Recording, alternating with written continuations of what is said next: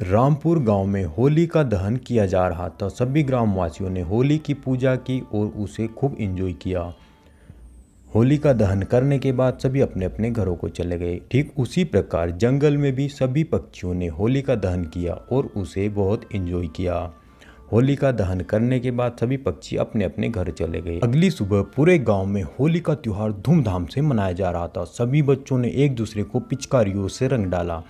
कोई किसी के गाल पर कलर लगा रहा था तो कोई किसी के कपड़े फाड़ रहा था। सभी ने होली खूब एंजॉय की। पूरे गांव में ढोल बाजों से और धूम धड़ाके से होली का त्योहार मनाया जा रहा था। कोई मिठाई बांट रहा था तो कोई गुजिया खा रहा था। इसी प्रकार होली का त्योहार धूमधाम से मनाया गया। जंगल में भी सभी पक्षियों ने एक दूसरे को खूब गुलाल लगाया और होली के खूब मजे लिए। उसी जंगल में टूनी नाम की चिड़िया का घर था। वह चिड़िया हमेशा सोमवार का व्रत किया करती थी और भोलेनाथ के सामने एक ही विनती करती थी कि हे भगवान, मुझे भी एक अच्छा सा पति दिलवा दो। एक दिन जंगल में बहुत तेज बारिश हो रही थी। टूनी चिड़िया अपने घर में अकेली आग ताप रही थी। तभी उसके घर में अचानक भगवान शंकर चिड़िया के रूप में प्रकट होते हैं। उन्हें देखकर वह बहुत डर जाती है। शंकर जी टूनी चिड़िया के सामने अपना विकराल रूप धारण कर लेते हैं और टूनी चिड़िया से कहते हैं, डर मत टूनी चिड़िया, मैं तेरी भक्ति से बहुत ज्यादा प्रसन्न हुआ हूँ। भगवान शंकर टूनी चिड़िया को वरदान देते हैं और कहते हैं कि तुझे तेरी पसंद का दूल्हा बहुत ही जल्दी मिल जाएगा। ऐसा कहकर वो वहां से चले जाते हैं। अगली सुबह टूनी चिड़िया सज धज कर जंगल की सैर पर निकल जाती है, जहां पर उसे एक बहुत ही सुंदर टुनटुन नाम का चिड़ा दिखाई देता है। टूनी चिड़िया टुनटुन चिड़े को देखकर बहुत ही ज्यादा प्रसन्न हो जाती है। टूनी चिड़िया को टुनटुन से प्यार हो जाता है। टूनी चिड़िया टुनटुन को अपने घर मिलने के लिए बुलाती है और वो बहुत सारी बातें करते हैं। बातों ही बातों में वह टुनटुन को शादी के लिए मना लेती है। दोनों शादी के लिए राजी हो जाते हैं। अग्नि के सामने 7 फेरे लेकर एक दूसरे को हार पहनाकर शादी कर लेते हैं। टुनटुन एक नया घर बनाता है और दोनों उसमें खुशी खुशी रहने लगते हैं। टूनी चिड़िया मन ही मन बहुत ही खुश होती है। टुनटुन अपने घर का खर्चा चलाने के लिए ऑटो चलाने लगा, क्योंकि अब उसके यहाँ 2-3 नन्हे मेहमान आने वाले थे। टूनी चिड़िया ने 3 सुंदर अंडे दिए थे। वह अंडे से बहुत ही जल्दी बच्चे निकालने वाली थी। टूनी के उन अंडों से बहुत ही सुंदर 3 छोटे छोटे बच्चे निकलते हैं। वह चिड़िया उन तीनों को बहुत ही ज्यादा प्यार और दुलार करती थी। टूनी अपने तीनों बच्चों को घर में सुलाकर बाजार करने निकल जाती है। वह सब्जी और फल फ्रूट लेने के लिए अपनी फ्रेंड टुनटुनी के पास जाती है। टुनटुनी टूनी चिड़िया की बहुत ही अच्छी फ्रेंड थी। टूनी चिड़िया टुनटुनी के पास जाकर कहती है, टुनटुनी, तुम जल्दी तैयार हो जाओ, हमें मार्केट जाना होगा। वहाँ से हमें सब्जी लेकर आना है, क्योंकि घर पर तीनों बच्चे अकेले, उन्हें अकेले रहना पसंद नहीं है। टूनी चिड़िया और उसकी फ्रेंड टुनटुनी जल्दी जल्दी उड़कर सब्जी मार्केट जाते। दोनों चिड़िया सब्जी मार्केट जाकर अपने घर के लिए हरी हरी सब्जियां और अपने बच्चों के लिए मीठे मीठे ताजे फल खरीद कर अपने घर की तरफ वापस आ जाते हैं। घर आते वक्त टूनी चिड़िया टुनटुनी को कहती है, टूनी, तुम्हें पता है हमारे जंगल में एक खतरनाक चुड़ैल का आतंक है। वह चुड़ैल जंगल के सभी जानवरों को परेशान करती रहती है। कल रात उस चुड़ैल ने एक बहुत बड़े ऊंट को अपना शिकार बना लिया। वह चुड़ैल उस ऊंट के ऊपर बैठकर पूरा जंगल घूम रही थी। बाद में उस चुड़ैल ने उस ऊंट को मार डाला और खा गई। उसी रात एक चिड़िया को वह चुड़ैल बंदी बनाकर ले जाती है और जंगल में एक बहुत बड़े पेड़ से बांध देती है। उस चिड़िया को पेड़ से बांधने के बाद वह चुड़ैल दूसरे शिकार के लिए निकल जाती है। उस जंगल में भूतिया पेड़ थे। वह बारी बारी से उस चिड़िया को डराने लगे। सुन चिड़िया की बच्ची, अभी हमारी चुड़ैल रानी आएगी और तुझे कच्चा चबा जाएगी। तभी वहाँ पर चुड़ैल आ जाती है और वह उस चिड़िया को कहती है कि तेरे सारे पशु पक्षी को मैं एक एक करके मार डालूंगी और खा जाऊंगी, और इस जंगल पे हमारा राज होगा। हम चुड़ैलों का राज होगा। ही हा हा ही हा हा हा हा हा। उस बेचारी चिड़िया को चुड़ैल कच्चा चबा जाती है। सभी पक्षी एक घर के अंदर चुड़ैल के डर के कारण छुप जाते हैं। तभी वहाँ कालू कौवा बोलता है, हम ऐसे कब तक छुपे रहेंगे?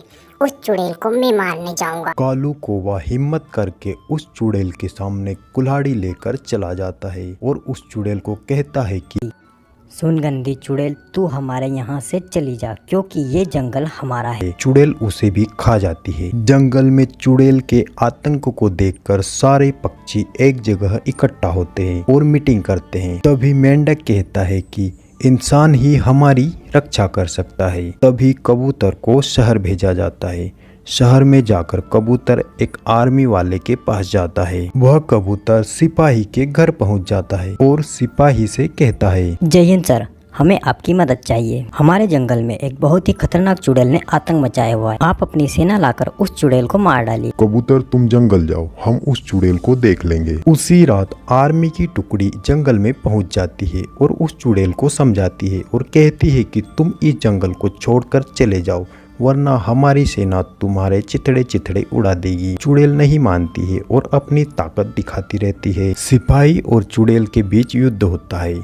सिपाही उस चुड़ैल पर बहुत सारी गोलियां दागता है, फिर भी चुड़ैल को कुछ नहीं होता। तभी सिपाही की बंदूक से एक गोली चुड़ैल के पेट में जा घुसती है और चुड़ैल धड़ाम से जमीन पर गिर जाती है। सिपाही को लगता है कि चुड़ैल मर चुकी है और वह सिपाही वहां से चले जाते हैं। चुड़ैल फिर जिंदा होकर पक्षियों को फिर से मारना चालू कर देती है। वह जंगल के पक्षियों को पकड़ पकड़ कर लाती और उन्हें अलग अलग तरीके से मारती और उन्हें खा जाती। जंगल के सभी पक्षी फिर से उसके आतंक से परेशान थे। कबूतर जंगल की समस्या लेकर गांव के मुखिया के पास जाता है और मुखिया को कहता है कि मुखिया जी, उस चुड़ैल ने हमारा जीना हराम कर दिया। हमारे बच्चों को, हमारी बीवियों को पकड़ पकड़ के जान से मार डालती है और खा जाती है। गांव का मुखिया कबूतर की सारी बात सुनकर उस कबूतर के साथ में एक खतरनाक तांत्रिक के पास जाता है और तांत्रिक के सामने सारी बातें बताता है। तांत्रिक मुखिया को कहता है कि आप निश्चिंत रहिए, मैं उस चुड़ैल को खत्म कर दूंगा। उसी रात तांत्रिक और चुड़ैल की मुलाकात होती है।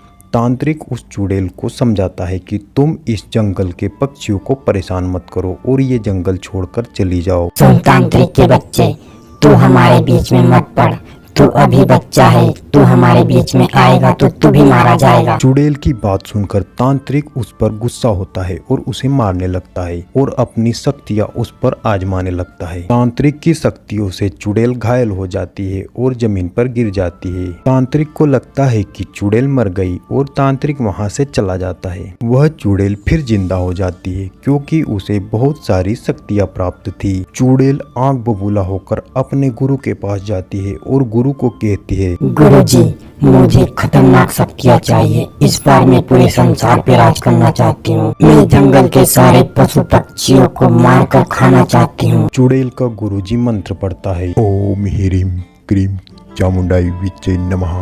ओम ह्रीं क्रीं चामुंडाई विच्चे नमः। चुड़ैल अपने गुरुजी से सारी शक्तियां लेने के बाद गांव में घुसती है। इस बार चुड़ैल जंगल को छोड़कर गांव के अंदर आतंक मचाने लगती है। वह बड़े बुजुर्ग और छोटे बच्चों को भी नहीं छोड़ती है। वह चुड़ैलें गांव के लोगों को उठा उठा कर ले जाती और उन्हें खा जाती थी। गांव के लोग चुड़ैल के आतंक के कारण गांव छोड़कर भागने लगे। उस तांत्रिक से बदला लेने के लिए चुड़ैल गांव के लोगों को एक एक करके मारने लगी।